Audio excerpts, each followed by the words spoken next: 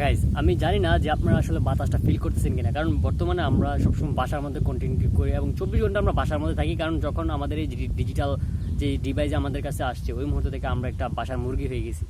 কথা খারাপ, শুনতে খারাপ লাগলো, আসলে জিনিসটা বাস্তব। দেখেন যে সকাল ঘুম থেকে উঠে আমরা যে মোবাইলটা নেই, রাতে ঘুমানোর আগ পর্যন্ত আমরা এটা ইউজ করতে থাকি। আমাদের যে মাইন্ডসেট, এটাকে আমরা দৈনিক নষ্ট করে ফেলতেছি। এটা আমরা ইউজ না করতে করতে এটাকে আসলে মূর্ছে ধরাই ফেলছি।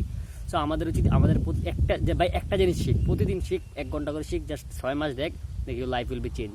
সো আশা করি গাইজ আপনারা, আমি কি বুঝাইতে চাইতেছি যে আপনারা একটা জিনিস যদি 1 ঘন্টা করে প্রতিদিন করেন বা 6 মাস করেন বা 1 বছর করেন, ওই জিনিসটাতে আপনি মাস্টার হয়ে যাবেন।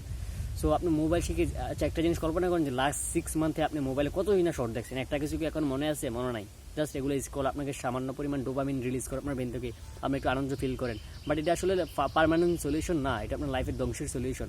সো আশা করি বুঝতে পারছেন। সো আপনাদের যেটা করা উচিত, অবশ্যই আপনার লাইফে ফোকাস হওয়া উচিত এবং একটা জিনিস শেখা উচিত অ্যাটলিস্ট 1 ঘন্টা করে, যদি সময় না থাকে।